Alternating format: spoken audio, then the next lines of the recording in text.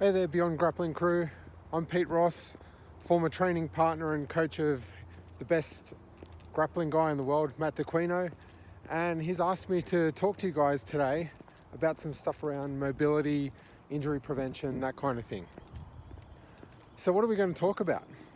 I'm going to talk to you about the number one thing that you should be adding into your athletic routine, and that's what I'm doing right now.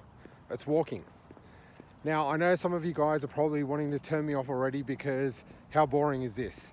There's way better things to talk about. But let me tell you, walking is pound for pound the best thing you can do outside of training to help you get better, to keep you in the game. And here's why. So I'm guessing if you're watching this channel, you train pretty hard and you wake up sore from time to time. Some of you are probably sore right now. Now, what is that soreness? That soreness is on the injury spectrum on the smaller end of the extreme. So every time you're sore, it means your muscles have some micro tears in them. Now, on the other end of the spectrum would be a major muscle tear.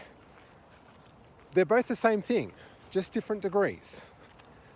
Now, quite some time ago in the medical field, if you had a heart attack or major heart surgery, or if you had a new hip or knee put in, what the doctors would prescribe was bed rest, because at the time it was thought that, the body needs to rest to be able to heal. Fast forward to today, and medicine has seen a complete paradigm shift. Whatever you have done, whether it's major surgery, minor surgery, the doctors will have you up and about as soon as you possibly can be. And it's the same with physios. If you sprain your ankle or something like that, as soon as that initial pain and inflammation subsides, they will get you moving. Now, why do they do that? 2 words: blood flow. Blood flow is what heals the body. It's what heals injuries. And if you're sitting down, if you're lying down, if you're resting, blood flow and circulation is depressed. So bringing that back to the soreness you might be feeling right now, the last thing you'd want to be doing on your rest day is lying on the couch. Because what does that mean? It means you're not getting that precious blood flow through to those muscles to heal. So, what should you do?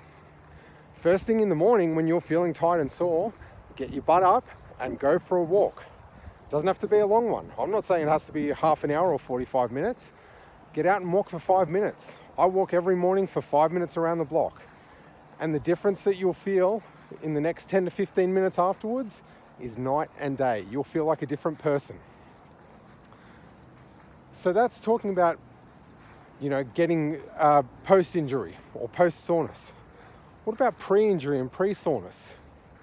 Well, walking prevents injury too. Now, how does it do that? Well, if you're up and about, moving around all day, by the time you get to training in the afternoon, you're already warm. Your blood and everything is circulating nicely.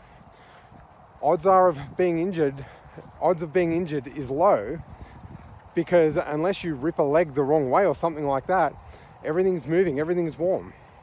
Now, if you're a desk jockey like me, and you spend all day sitting down, good chance you're going to get injured unless you have a really good warm-up. So, why wouldn't you prevent that? Get up from your desk as many times as you can throughout the day. Go for a quick walk, even if it's 2 minutes.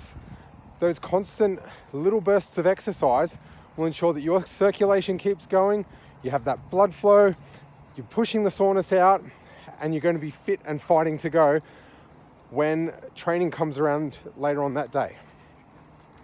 So, that's all from me. Seriously, guys, get out there. Go for short walks. Doesn't have to be hikes, but it'll do you the world of good and you won't know yourself.